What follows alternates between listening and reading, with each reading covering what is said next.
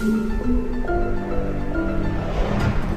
the King George's Estates in downtown Port St. Lucie, Florida, good Monday evening, everybody, and welcome back to KCN60 right here on DARPATV.com. Kevin Canessa here with you for the next hour, and to all of our regulars, I welcome you back to the program, and to anybody who may be here for the very first time, I welcome you to the program for the first time as well. And it is an incredible Monday here in South Florida. Got up to 85 degrees today as most of the people in the Northeast start to throw stuff at me again with another foot of snow or so that made its way to the Northeast. I can't believe how much snow there's been over the last couple of months in the Northeast, because really, I mean, the last time, when I last lived in New Jersey, went the entire season without getting any snow. It was so nice. It was such a great winter, but this winter has been completely different. It's been snowing like crazy, and anybody who hears me bragging about our 85-degree temperatures here in South Florida is probably ready to really lynch me at this point. I can't really blame you because you're cold and I'm not. In fact, I have a fan blowing on me because it's still so warm outside, but it feels very, very comfortable here in the wonderful city of Port St. Lucie here in St. Lucie County, Florida. So now that that's out of the way, about 7:20, I'm going to get to the Super Bowl. Zach Gelb, who is, of course, an alumnus of DARPA TV and who does his own program now on WHIP radio in Philadelphia at Temple University. You all know, most of you who are regulars know Zach, was at the Super Bowl last night, and he had a chance. He had some pretty decent seats. In fact, let me show you a picture real quick of where he sat. It was it looks like he had pretty, he had a very good line of sight when he was at the game. So that's where he sat, in one of the corners, and it looks to me like he was probably in the second tier. I can't really tell. Maybe he's even the lower tier at MetLife Stadium last night in East Rutherford, New Jersey. So Zach will join us at 7:20, share some of his experiences of being to the Super Bowl. It's not his first Super Bowl. He's been to others before, but he'll talk about this, that perhaps what Maddie is saying is, he woke up this morning hoping it was a bad dream, because let's face it, it might have been the single worst Super Bowl ever played out of the 48. And it was so bad, and it was so sad. I felt so badly for Peyton Manning. I felt badly for Matty Harrison and all of his Toon Bronco fans out in the United Kingdom and all over the country, for that matter. But we'll get to that at about 7:20 when Zach Gelb joins us, and he'll certainly share a lot of what he went through yesterday, getting to East Rutherford from Long Island, the game itself, the atmosphere, playing in the cold weather, all that sort of stuff. But what I want to start with tonight is something a little bit different, and it's prompted by a conversation that we had on Facebook today that I had with Jimmy Graham, my cousin Colleen, and a couple other people. As most of you are fully aware by now, Philip Seymour Hoffman died yesterday at the age of 46, okay? Very young in the true spirit of life and what we know. Here's a picture of him here on the screen. And I loved Philip Seymour Hoffman. I absolutely enjoyed him as an actor, thought he was wonderful. In fact, one of my favorite movies of all time he was a star in, and I think some of you have seen it. It was called Doubt. And to me, it was just wonderful because he played the role of Father Flynn like I've never seen a man play a priest before. He was so believable as a priest, and yet he was a non-traditional priest. He was very, very different type of priest role that he played. The whole premise of the movie, in case you've never seen it before, was that he was a pastor, and it was the 1960s, in a grammar school in the Bronx, and the nun always felt that he was up to no good with kids. And this, of course, is a time where that wasn't so prevalent or very well known, and we never really find out whether or not Father Flynn was involved with any of the kids. There was one boy in particular, a black boy, who was the first black boy to ever go to this Catholic school, St. Nicholas, in the Bronx. And, there was a young nun who was very doubtful of whether or not the priest had done what this bitchy nun said that she thought that he did.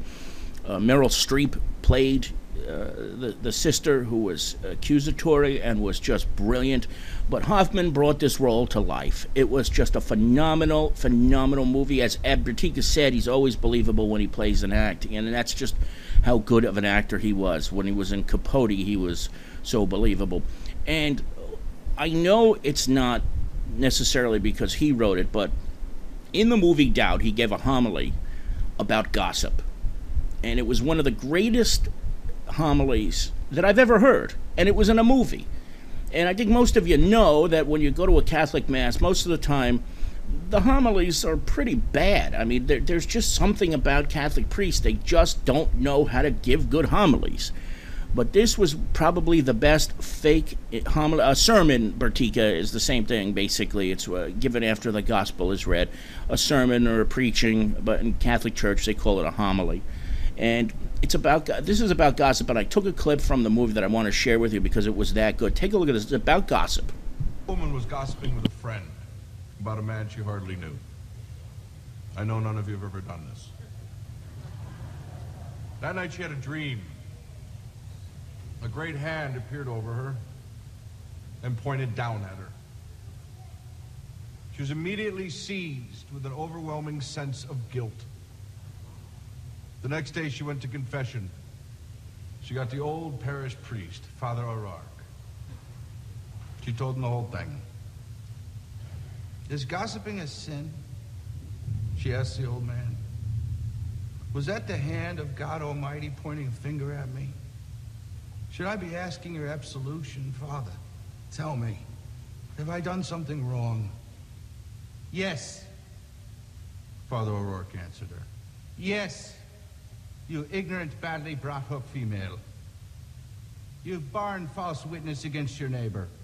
You've played fast and loose with his reputation, and you should be heartily ashamed. So, the woman said she was sorry and asked for forgiveness. Not so fast, says O'Rourke. I want you to go home, take a pillow up on your roof, cut it open with a knife, and return here to me. So the woman went home, took a pillow off her bed, a knife from the drawer, went up the fire escape to her roof, and stabbed the pillow. Then she went back to the old parish priest as instructed. Did you gut the pillow with a knife? He says. Yes, Father. And what was the result? Feathers, she said. Feathers, he repeated. Feathers everywhere, Father. Now, I want you to go back and gather up every last feather that flew out on the wind. Well, she said, it can't be done. I don't know where they went. The wind took them all over. And that, said Father O'Rourke, is gossip. In the name of the Father, the Son, and the Holy Ghost. Amen.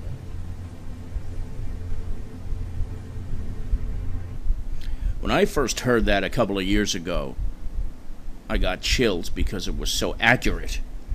And I think it was Philip Seymour Hoffman being able to just take on that role of a priest with a message to the nun that you don't gossip.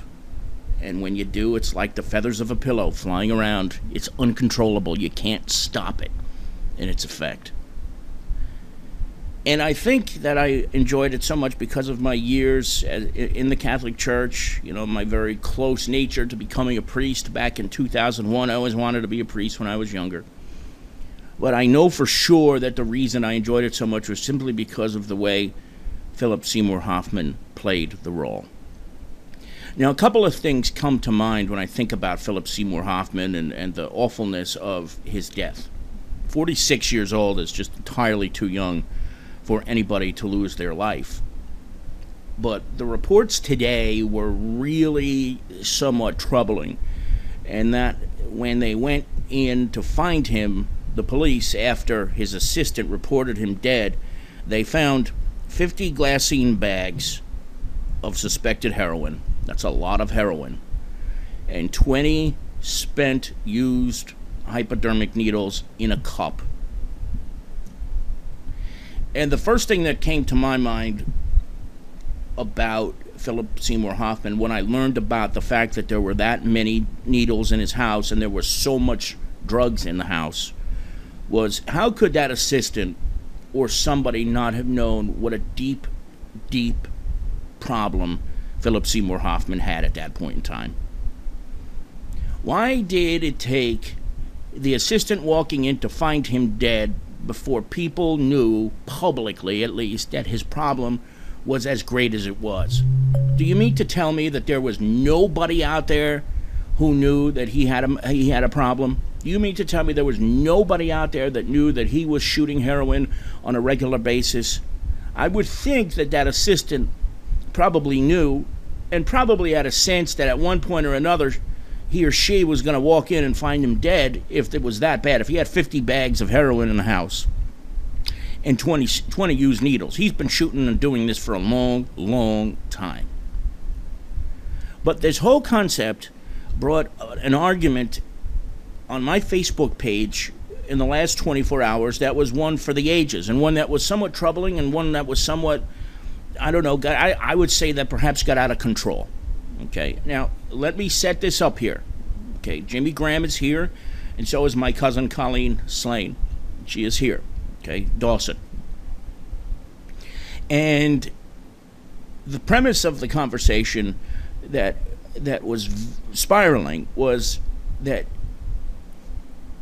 Jim couldn't understand how any human being with half a brain could experiment with a drug that the person would know would be an instant killer.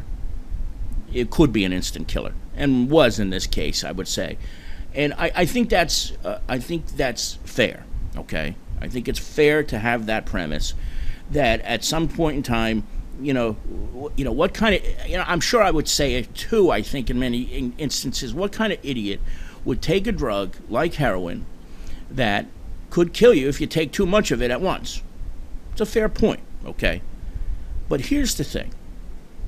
I'm reading in the chat room, Joel the Mouth, who was here, says that he did heroin for a while and hid it from a ton of people, so I can certainly understand that part, that there are a lot of people who do hide it, but you're not hiding anything. I mean, if you're around people who are not doing heroin and you're doing heroin, people knew, Joel. That's the thing. And it was the same thing. You could hide it all you want, but you can tell when a person is doing heroin. I could spot it from a mile away. I mean, not all the time, but in a lot of cases, you know when you see somebody who's done heroin.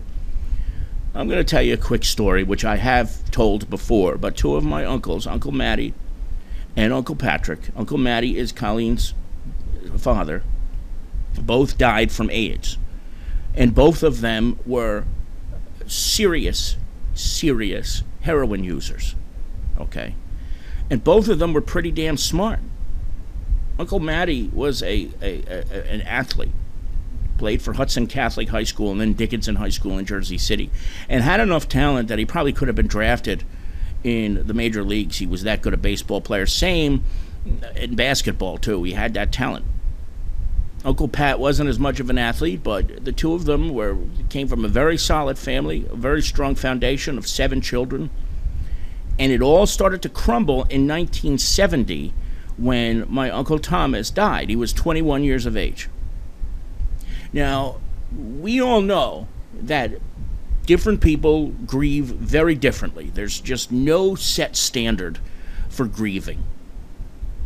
I know that when people in my family have died, sometimes I didn't cry until weeks after. When Pat died, it wasn't until weeks after. When Uncle Matty died, it wasn't until weeks after. I couldn't. That's how I grieve. But when Thomas died in 1970, both Matty and Patrick took it very hard, losing their brother, who was only 21 years old, their older brother, who was their influence, their role model, their hero. And because of the stress or whatever it was that came after they had this awful experience, they turned first, I would think, pretty sure from what I remember, to snorting glue, which then turns into another drug, maybe pot, marijuana, I don't know what it is. And then it eventually goes to pills. You know, Uncle Matty stole prescription pads from doctors in Jersey City and would write prescriptions out to himself. And then when it gets to the point where you can't get your hand on the prescription pills or the prescription pads anymore, the natural progression, if you're taking opioid drugs, is heroin next, because it's easier to get, it's cheaper, and the high is much quicker. So these two guys had very intelligent minds and went from taking a smaller drug like Elmer's glue to the point where they were taking heroin, and both paid for it with their lives. That doesn't mean they didn't have half a brain, because they both did, but unfortunately it progressed. Now, most people, I don't think, start off doing heroin. You know, the whole concept is gateway drugs, where you start with something lesser and you work your way up to these bigger drugs. And what my point is very simple. I know that Patrick and Matty, my two uncles, were not idiots. Nobody said they were, but they weren't idiots. But they made some stupid decisions. And wouldn't you think that me, as somebody who watched them both die, including Pat, who suffered tremendously, who couldn't breathe when he would lay there on the couch, wouldn't do something like this? And yet I was very close, popping pills like they were candy. And if I hadn't stopped when I stopped, you know what the natural progression would be. The next stop would have been heroin, because once the doctor went out of business and could no longer provide me with the high that I needed, there is no question in my mind that the next drug would have been heroin for myself. I was lucky. But sometimes when you get hooked on that stuff, the lower end, all it took from me in my life was one friend saying, you're not feeling good today, right? You were stressed. Try popping one of these. You're going to feel better afterward. I felt great. I could rule the world. And that's what happens. It's that simple.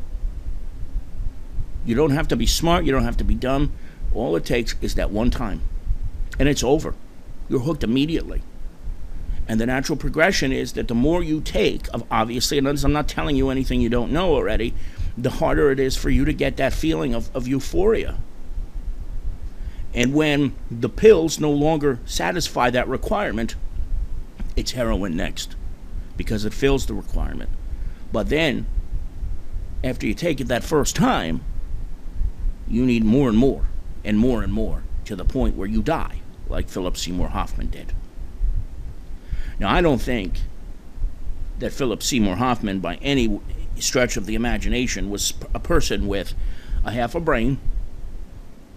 While, again, I will say it again, I can understand how somebody who hasn't been through this would not understand it, and would say that you'd have to be an idiot to touch a drug that if you put too much of it in your body, you're going to die. But let's be realistic. There's so many things that we do. You could drink enough to kill yourself. You could drink yourself to oblivion, to the point where you could get behind the wheel and kill yourself and others in an accident. If you smoke cigarettes enough, you will get cancer, more than likely. Decisions that people make knowing that these consequences will be there. Smart people make these decisions. And ultimately, they pay, most of the time, unfortunately, with their lives. And that, my friends, is the most unfortunate part of this whole thing. So Philip Seymour Hoffman is dead at the age of 46. I don't think he sat there one day and decided, I'm going to do heroin. I would bet, because they've even said that he had prescription pills in his repertoire, that he probably himself started with something much lower and worked his way up to the heroin. And God, I wish there was a way to control it. I really wish there was a way to control it, because there just isn't. There's just no rhyme or reason to it. There just is no rhyme or reason to it. But some people believe, and I believe it's true, and it's one of the reasons I don't drink anymore, that there's a gene that controls it. You know, there's a lot of drinkers in my family. I haven't touched alcohol in probably pushing 9 years now. 9, maybe 10 years. And one of the reasons I don't do it is because I learned from the mistakes of others who I've seen drink. I didn't learn that lesson from my uncles, unfortunately. I wish I had. But sometimes it's just out of your control. And it is a disease. It is a disease. No matter what you think, it is a disease. And it's one that can be controlled if it's treated properly. But it is. Now, Joel the Mouth just said something in the chat room I think that is astronomically dead on. This is what Joel said, especially for anybody who can't see the chat room right now. I always told myself I would never try that stuff, and yet it happens. And if there's no more succinct statement that shows what this is all about, it's that, because I said the same thing when I first learned about what my uncles did. I never touched that stuff. Are you kidding? I'm not going to follow in their footsteps. I'm not going to do the stupid things that they did. I'm not going to make the same mistakes they did. But guess what? I was pretty close. Always said I would never pick up a cigarette when I was a young kid, up till I was about 19, 18 years old, when we were in the car and my mother would smoke. I would make a big old stink about it. I hated cigarette smoke. I hated secondhand smoke.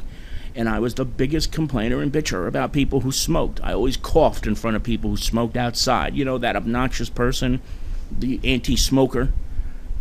And what did I do when I was 19 years old? I lit up.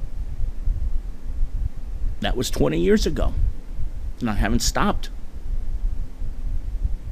It's just sick. An addiction is just that way. You don't go in. I don't think anybody wakes up and says, I want to be a smoker. I want to shoot heroin. I want to do coke. But it does happen. And when it does, it happens to the best of people. It happens to actors. It happens to doctors.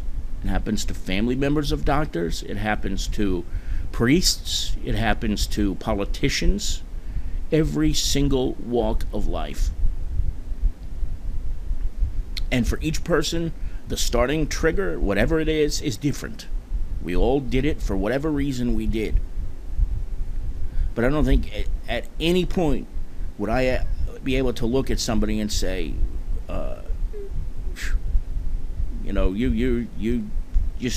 you have half a brain. No way.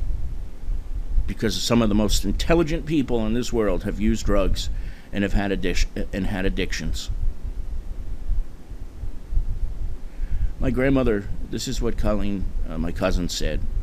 My grandmother used to tell me, I have 2 strikes against me, so be extra careful.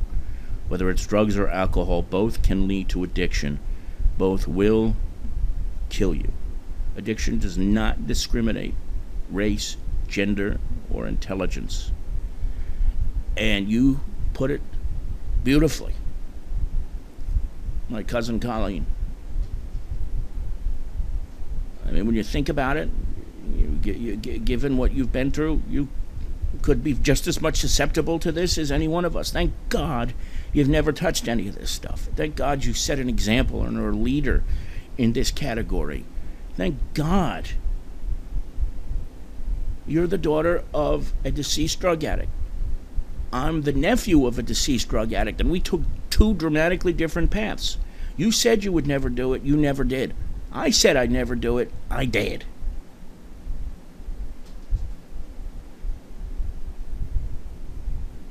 It's very hard to understand, Joel says, unless you've experienced it. And I hope to God, and I pray to God, that there never comes the day where James Graham experiences this. Jimmy, I hope it never, ever happens to you. I really do. You think you're old enough now, with all due respect, you're getting older. This usually develops at a much younger age. There's no question about that. But I'm just hoping and praying to God that it never does strike you at one point or another, because it sucks. It really does. It really does. And every day that you get past it without giving in, whether you're somebody who's never had an addiction or you're somebody who has or is an addict, and you get past another day without trying it for the first time or going back to it, you have won a major victory. You really have. When you think about some people, I don't want to use a television show as an example, but it's one that I think people can understand. For those of you who, like me, are big fans of Grey's Anatomy, you know that Richard Webber, Dr. Richard Webber's character, is an alcoholic, and for 19 years, I think, he was clean. But when his wife Adele died, or when they ousted him as chief, I can't remember exactly what happened, or when she left him, he relapsed. After 19 years of sobriety. This is a character, I understand it, but a person who is portrayed as a doctor. Half a brain, I don't know. Joel says he gets his high from being a father right now, but it's a battle every day. I can't even fathom that as being a dad and having to battle the demons. It's just impossible to explain. It truly is. It is impossible to explain. That is the truth. If you're an addict, it never goes away. One bad day, one bad moment can change everything. And again, I don't want to belabor a point here. It doesn't mean that you don't get things if you go back and do it. Colleen in the chat room says, yes, someone who is not an addict or who has never been affected by addiction is extremely hard to comprehend. And that's why it's so important not to judge those who suffer from this daily. And I don't think, Jimmy says, the drugs scared me far too much to even consider them. But you see, the thing is, you use drugs. You use tobacco, and you use alcohol. And whether or not they're legal is not the question. But you are an addict because you smoke cigarettes on a regular basis. I'm not saying you're an addict because you drink, because I don't think you're an alcoholic, but you are an addict because you pick up a cigarette more than twice a day. So, in essence, you sort of do know. You sort of do, yeah, you saw that with your stepfather, who was a violent alcoholic. And luckily, you haven't turned into that same person, but you could have. You very easily could have. Thank God you didn't. Thank God you didn't. But I think what Colleen says is, I think, the most important thing. If you haven't been affected by it, it can be extremely hard to comprehend. But that's where you have to say, you're right. I've never been through this, and I'm not going to sit here and say, Kevin Canessa is an idiot, or Kevin Canessa has half a brain because he decided to take pills one day. And it turned into a longer than one day. It just happens sometimes. And yeah, there's definitely a genetic component to this. Jimmy said in the chat room, there's absolutely a genetic component to this.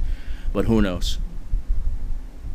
Who knows? We could probably debate this forever and ever and ever. Maddie says people have an addictive personality. Yes, there are certainly people who are just born with addictive personalities. And you can sort of tell whether a child is going to have an addictive personality based on something as simple as whether or not they suck on their thumb a lot when they're a baby.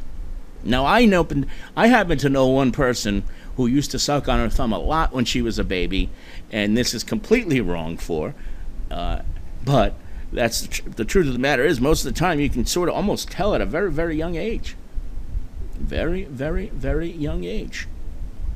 Jim says, Kevin, as I understand it, you told me it began when a doctor gave you the pills. Yes, doctor gave me the pills because I could go into the doctor's office and pay him whatever I wanted to and get them. So, was that legal? In a sense, yes, it was. Doesn't matter how you get your hands on it. The fact is, you do it. And if you're getting it from a doctor or a street vendor, it doesn't make one bit of difference. It really doesn't. It's the fact that you have it and you do it and you use them. Where it comes from doesn't make a difference. No. You see, no. I did not say that it was pain relief. If it was pain relief, it might have been mental pain relief. But no, it began when I sought relief I guess would be the word. Maybe it was mental, and maybe that's where the confusion is. But that's simply the way it happened. It's just that easy. So, look, I'm going to take a quick break. I do want to continue this. I haven't heard from Zach. He was supposed to call in at 7:20. Maybe he's listening and didn't want to interrupt this, or maybe he texted me or something and I didn't realize it. But I'm going to take a quick break.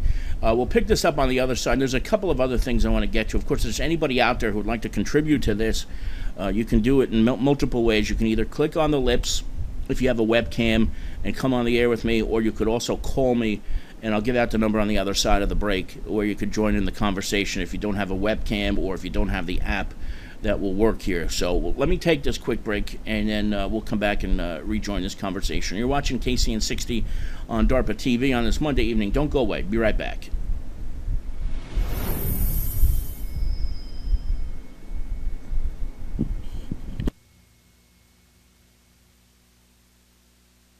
Remember this guy? Of course you do. It's Edward Snowden. He's the one that helped to remind us that everything we do and say is being spied on by the government. But you don't have to worry anymore thanks to Secure Haze. Meet in the haze and be secure. With Secure Haze, there's no backdoor to use and there's no data farming. And you get the highest encryption possible with all of your files, your voice, your video, your text at 2048-bit. It's the ultimate in privacy. Find out more by logging on to www.securehaze.com right now and take advantage of this great new service that keeps everything out of the hands of the government. Chop Shop TV in the building, you know what it is. Big J, Sergeant Moore, of course my nigga DJ Tid drops. Always log in at ChopShopTV.net, live at home. Yeah, you know what it is. It's Chop Shop TV. You know what I'm saying? You want to watch TV? You check out Chop Shop TV.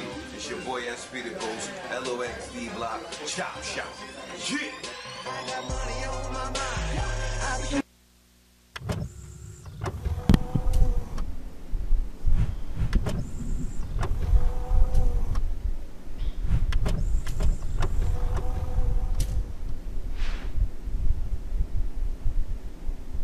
It is 33 past the hour. Canessa back with you here in KCN 60 on this Monday evening. Sure glad you joined me for tonight's discussion. And, my cousin Colleen, who's here, put something in the chat room that I want to address. Says pill addiction is looked at by a lot of people as being almost okay because a doctor prescribes it. But once you abuse using it more than prescribed or when not needed, it becomes a problem. And that is the understatement of the century. Now, yes, when I was going to this doctor, it was at the time legal because, in essence, he was checking my back to make sure I was okay. But come on, it was, when I first started, it was $100. Then I just figured, I'll just give this guy 20 and see what he does. And he took it. He didn't even look at the money; he just put it right in his pocket and write out the prescription. And so, while it was in a sense legal, it was still very immoral. And I almost think it's worse because you're dealing with a professional who's supposed to be out there to protect people from doing these things, pushing it, in essence, and allowing it. Florida used to be the pill mill state. It was awful here. It was so awful that they now have a system when you get a prescription for a narcotic, it can be seen in any pharmacy in the entire state now so that you can't doctor shop. Because what people used to do is they'd go to 3 different doctors, fill one prescription at Walgreens, the other at CVS, and the other at Rite Aid, and they'd be fine. Now you can't do that. So it certainly helped curb the problem. But like what Colleen just says in the chat room is that a doctor gave it to me. I'm fine. The doctor said it's okay. So does that make it ever any better? No. I think it makes it worse. I mean, the thing about the doctor who I used to go to, Kunikata Hamada in Union City, New Jersey, is his name. 70, 80 years old, I don't know what it was, just trying to make a living. Had a big addiction himself, gambling. Would go to Atlantic City 3 or 4 times a week, and this is how he fueled his habit. And people like me took advantage of this guy. We took advantage of him because he knew he needed the money. We knew he'd write the prescriptions. And we'd feel great. That's just wonderful. The only difference was we were doing it on a street corner inside instead of on a street corner outside. That's basically what it was. And we only had to, occasionally you could use insurance for it. So, oof. It's unbelievable. Joel is talking about it in the chat room. Says, I don't know if you saw the story, Kev, but the other day in upstate New York, they had 4 kids OD on heroin because they couldn't get pills but found heroin. There you go.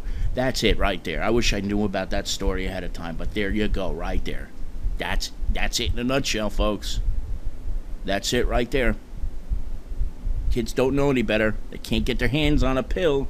Yeah, the big thing is once you get to Oxy, and then if you can't get your hands on Oxy, a Percocet or a Vicodin no longer matters. So the next progression is to go and to get your hands on heroin. It's cheap. It's easier to find. The high's instantaneous. And that's it. What more needs to be said? I think we could probably talk about this for hours, but it's draining. I'm drained right now, and it's only, I've only been on the air here for 37 minutes. Cousin Colleen says they said heroin is on the uprise because Oxy goes for $20 to $40 a pill, and heroin is $5 a bag. High school kids are doing this. Yeah, $40 for an Oxy. Why would you go and pay $40 for an Oxy when you could go get a nice little bag like Philip Seymour Hoffman had, get a much greater, quicker high? It costs you substantially less. Common sense. Half a brain? I don't know. And I want to thank Colleen for being so blatantly blunt and honest in our discussion here. I know it's never an easy topic. For many, many years, this was all a family secret. When my Uncle Patrick died in 1995, and people were at the wake, they were coming up and saying, oh, cancer is such an awful disease, isn't it? Oh, I'm so sorry for your loss. But cancer, it just strikes the best of them, doesn't it? And I remember thinking to myself, Jesus Christ, somebody is telling people that Pat died from cancer. Because the stigma. And I understand that. There is a big stigma involved, but part of the problem and why the cycle is so vicious, and sometimes people don't learn from this, is that in families, including like mine, they looked upon it as that big stigma and weren't truthful ultimately at the very beginning. I remember thinking, cancer? I mean, really? Come on. I mean, you don't have to be a fool to know. He didn't have cancer. When was the last time you heard about him going to chemo? Come on. So the cycle just continues and continues and continues. And Mawa, who lives in a very rural area in northwest New Jersey, just put in the chat room something that should be an indicator here about how this affects so many walks of lives. We've lost many kids in our small town in a small school district. Shit, it sometimes happens more in suburbia, not so much the inner city, and in these tiny little districts where there's money. And that's another thing too. You got to realize something here. When you have the money, when you're making tens of millions a year, and you have access to this stuff, well, so you can party, you can have a great time. Here's Zach Gelb. What's up, buddy? You there, Zach? Yeah, I'm here. Hey, what's up? How's it going, buddy? I'm doing good. Sorry about that. With the whole NJ Transit mess last night, I only got 3 hours of sleep, and finally got a nap in, and I woke up just a few moments ago, so I'm sorry I'm late. Hey, are you okay to do this? Because your voice sounds pretty bad. If you want it, we could always postpone it, buddy. I don't want to put you in a bad spot. No. It's fine. I'm on the air right now? Yes, we're on the air already, and that's why I'm so glad you called, because we've been talking for the last 40 minutes about heroin and drug abuse, so we can finally lighten things up a little bit. How about that?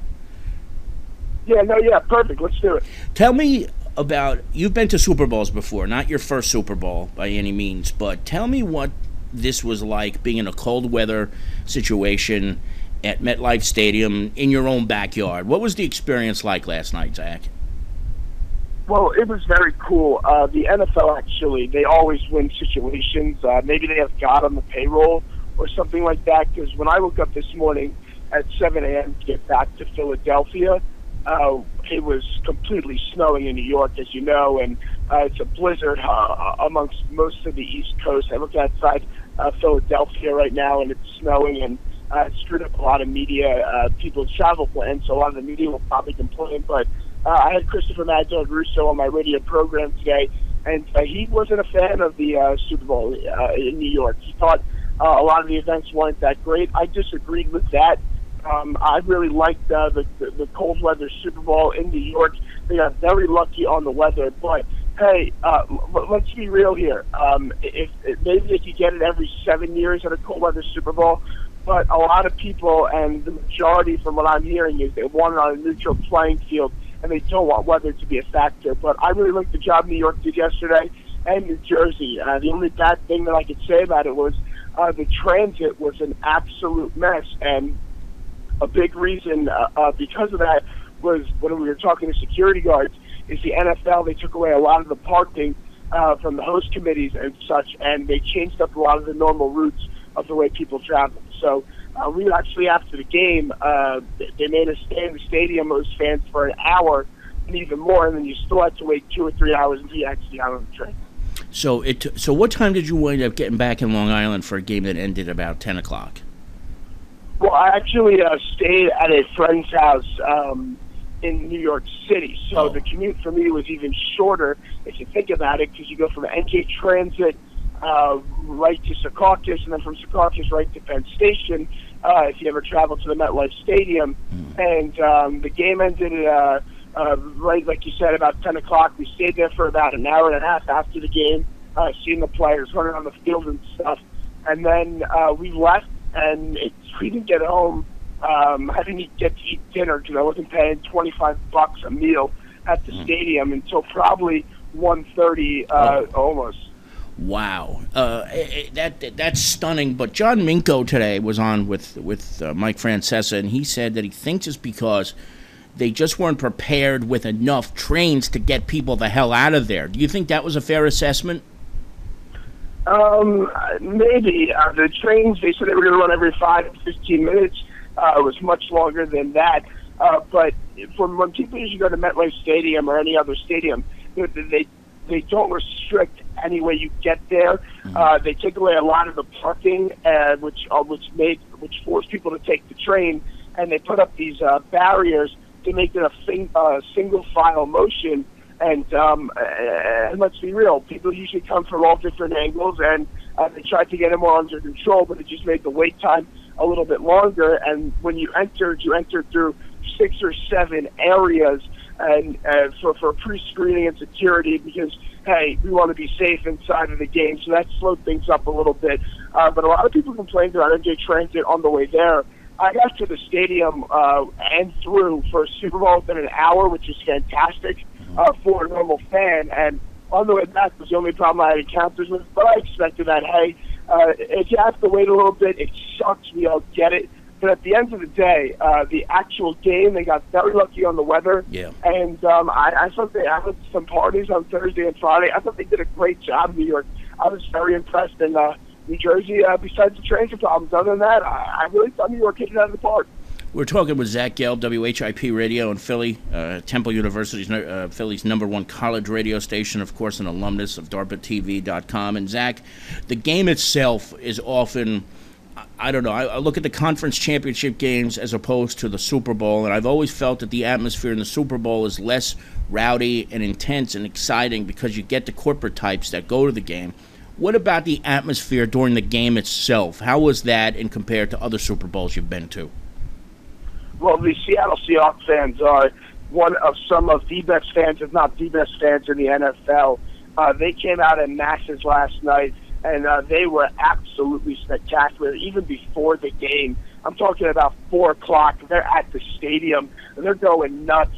They're dressing head to toe in Skittles, actually, for Beast Mode Marshawn Lynch, and they throw Skittles on the field every time he scores a touchdown. So They did a spectacular job. Denver fans traveled too. There was a lot more, though, Seattle fans. And when I was sitting there, it was a great atmosphere inside the game. And it's just unfortunate because you can't control the outcome of the game. And the game was a complete boring one, if you ask me. It was a legacy game for Peyton Manning. He needs that second ring. He's a game under 500. And many people could have argued that, hey, you could make the argument if he would have won that game, he's the greatest quarterback of all time. He's not the greatest quarterback of all time. Great quarterbacks, he's an all-time great regular season quarterback. Do not get me wrong. When he will go first ballot Hall of Famer, gets so many votes 5 years after he retires, but he is not a great postseason quarterback. He does not have that clutch gene when it comes time in the playoffs, when he has to make a big throw. Yes, he won a Super Bowl. Getting one Super Bowl is very impressive. When you have the most all-time playoff losses, people, unfortunately, are going to judge you a little bit different and won't put you in the Joe Montana, the Staubachs, and the Tom Brady ranking of the world. Is he a top 10 quarterback of all time? Absolutely. But he really could have put himself in that top 3 category last night, and he didn't come up big on the massive stage of a Super Bowl. And, hey, that's what you're going to get when you throw 2 interceptions. But you have to give credit to the Seattle Seahawks defense. They set the tone early in that game, and they had a remarkable performance. It was a one-sided game from the start. On the first snap of the game, no one, and I mean no one, could have caused that snap. The atmosphere was rocking on Seattle's favor right off the bat, and they dominated a full 60 minutes. And I picked Denver to win the game 24-23. And if you would have asked me in Seattle, if you would have told me before the game Seattle would have blown out Denver, I would have said you're crazy. I would have never thought they would have blown them out. If they would have won, I thought they would have won by 3 points. Now, take that one step further, though, and I promise this will be my last question because I feel like I'm doing you such a disservice making you talk with your voice like this right now, Gelby. But was the team unprepared? Were the Denver Broncos not coached right? I mean, how much blame do you have to put on the coach here for not preparing this team? That to me was worse than what happened to the Giants in 2001 against Baltimore. It was disgraceful. Well, Dick Vermeil once told me a few years ago when I was covering the Super Bowl on Radio Row, and he obviously won a Super Bowl with the Rams but lost one with the Philadelphia Eagles. And he said that sometimes he was too strict. He had a curfew out there in New Orleans when he lost the Super Bowl. And he once told me, hey, Zach, whenever you lose a Super Bowl, someone's going to try to find and make excuses, and they come out right after the game or a few days after the game. So we'll see what excuses come out. I did not like the job that John Fox did last night. I did not like the job that the offensive coordinator, Adam Gase, did. You had one of the greatest offenses, statistically the greatest offense of all time, and they weren't able to stick to their game plan. And I think they were stung. They haven't seen a defense like Seattle. And Seattle is a great defense. They're not going to be 85 Bears, the Baltimore Ravens kind of defense, because, they've had some bad games and weren't so dominant over the course of the season, but they're still a great defense with what they did last night. You could give the MVP to anyone last night. And I wasn't a fan of the coaching job. I thought Del Rio didn't do a great job on defense. Look what they did to Brady and the Pats, and I know Brady and the Pats aren't the same offense as they once were, but they shut them down a few weeks ago, and I disagreed with the call on by John Fox, 4th and short, down 22 to end the first half. Usually when you see these big comebacks at the end of the first half, you find a way to get some points on the board. You should have kicked the field goal. Maybe you get a chance. But this game, it was pretty much over at halftime, and then the knockout punch was Percy Harvin, who hasn't played really all of this year, and people were saying, is he going to be healthy for the Super Bowl? They said he was 110%, and you can make the argument he could have been Super Bowl MVP with that kickoff return because it was a knockout punch, and he also set up a big touchdown early on in the game. Zach Gelb, are you going to be able to do your shows this week? I mean, your voice seems to be getting worse by the second right now. Are you going to be able to pull this off? Yes, a lot of water and a lot of hot tea, and I'll be all right. You know what? It's not the end of the world. I just don't think I got that much sleep, and it was just some cold weather here in Philadelphia. I'm battling a little bit of a cold as well. So I'll be fine. We actually have former Temple Owl and current Oakland Raider wide receiver Rod Streeter joining us in studio tomorrow. And you know those Beats by Dre commercials that we've seen Richard Sherman and Colin Kaepernick, as a lot of NFL fans know. Yes, he made a parody of it, and this little girl selling Girl Scout cookies, and he puts on he calls them Beats by Streets headphones, and it was a hilarious commercial.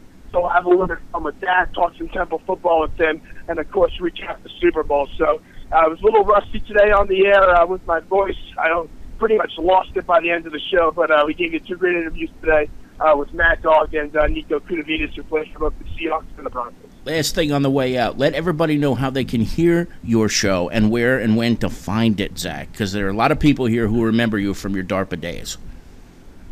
Oh, yeah, Monday, Tuesday, Wednesday, Thursday, Friday. I'm only on Monday, Tuesday, Thursday, and Friday. I had class on Wednesday.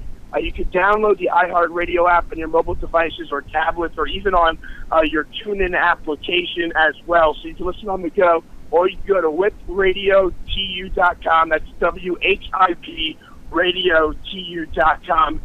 Very easy. There's a call number as well, 215-204-9449. And obviously, I'm sure the Rodzillas and the Mulguy Erics and the Frog Hills, Reno, and all those guys are in the chat room right now, and we hope that they keep on calling into the show, because the DARPA TV days and even the Shovio days, which I know, I don't even know if I mentioned Shovio on this airways from our earlier text, but those were some of the most fun I've ever had, and you know it too.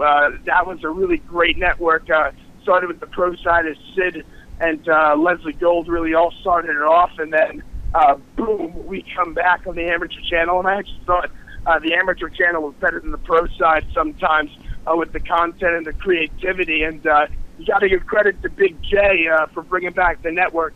I remember I texted you, and I was very surprised that they were bringing it back, because I thought they were going under when they did say that the website was going out. Zach, boy, you couldn't have said it any better than that, man. And yes, we had some incredible memories. I was doing some reminiscing myself today.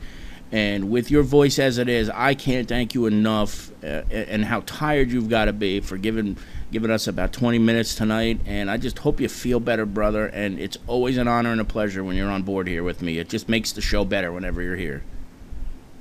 Kev, all the love, I appreciate it, and you mean so much to my career, and with all the editing that you did at the Shovio and DARPA days, and I appreciate it. Thanks so much, Kev. Thank you, Zach. I'll talk to you soon, buddy. Bye-bye. All right, bye-bye.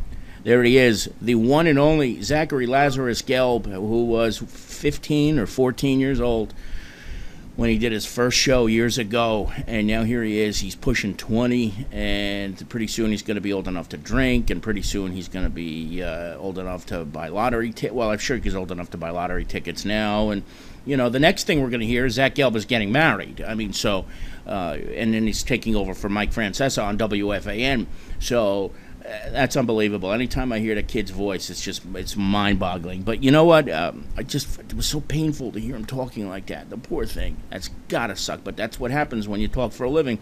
Occasionally it goes away. And he did a lot of interviews on Radio Row.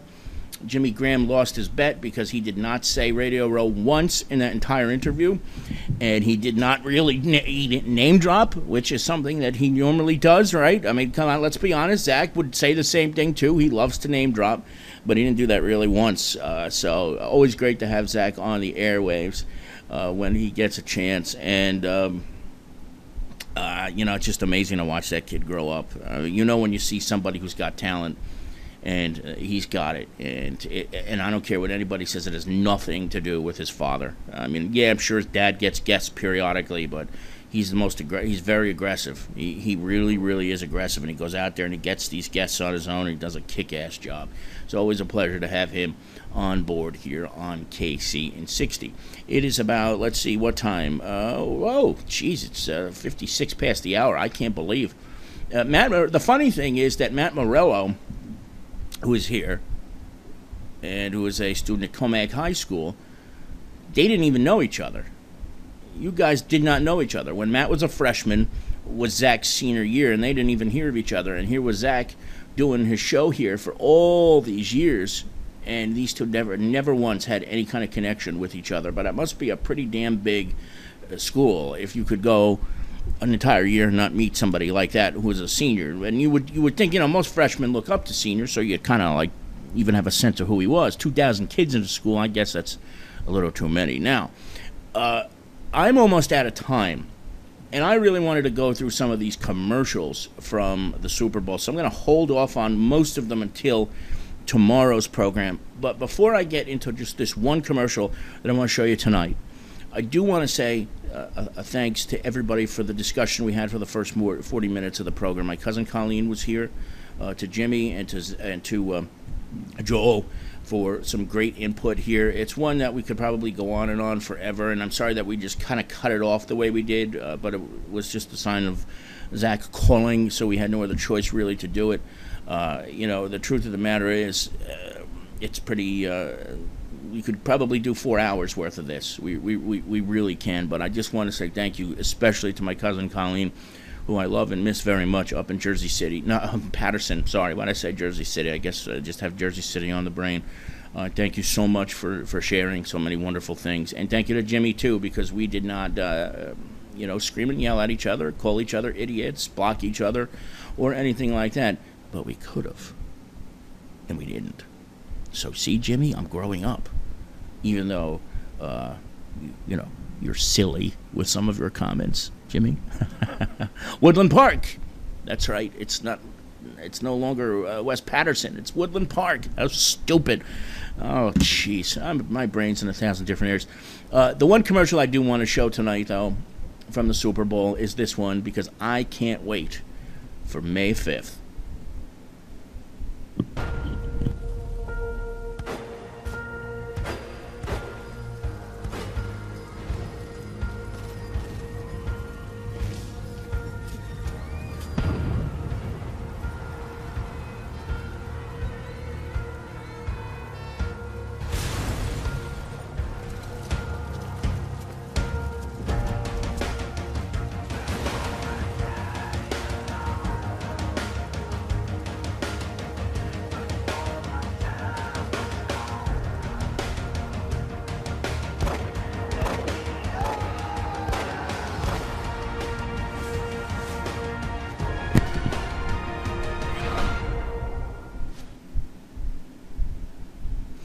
How about this? One of my favorite all-time shows. Jeff effing Bauer is back. That's right, Timmy Gillette. That's right. Jack effing Bauer is back. I'm an Anglophile. Everything England means something to me. And Jack and Chloe are in London for this new series of 24. I mean, I can't ask for more than that. I'm very happy. I'm very excited. This is going to be the best season ever. Jack and Chloe. I mean, there was something a little bizarre about that. But look, that's the bottom line. Jack is back, so is Chloe, and they're going to be driving on the left. What more could you ask for if you're a fan of 24 and a fan of the United Kingdom? Oh, my God, I'm so excited about this. So tomorrow, take a look at some of the other commercials, including this Coke commercial, which has been pretty controversial, where they sang "God Bless America" or "America the Beautiful" in all different languages. I thought it was beautiful, but of course, Alan West and the rest of the nutcases on the right are giving it a whole bunch of trouble, because how dare you speak or sing "America the Beautiful" in Spanish or in some other language, not English. Whoa, boy, you just can't do that. No. So we'll talk a little bit about that and some of the other commercials. I think there were a pretty decent amount of commercials in the Super Bowl this year for the first time in a while. Some were pretty boring, some were good, some weren't. I thought the one with Tim Tebow was pretty good too, but we'll do all that tomorrow. And I guess we'll have to talk about this woman in Oklahoma who was at a town hall meeting and told her congressman that she wishes she could execute President Obama. That was pretty cool. Whenever you hear a sick woman like that calling for the execution of the president, it certainly is laughable, to say the least. And the last thing, of course, we'll look at tomorrow is fuck you, Joe Buck. quote unquote, and I just did it again, and that's because I am brain dead. I am brain dead. Okay, I'm going to sign off before I say something else. My apologies for the language, and I will see you back here tomorrow at 8 o'clock Eastern Time, right here on DARPATV.com. Thank you once again to everybody for coming by tonight. Hope you enjoyed the show tonight. We'll be back very, very soon. See you tomorrow, everyone. Good night.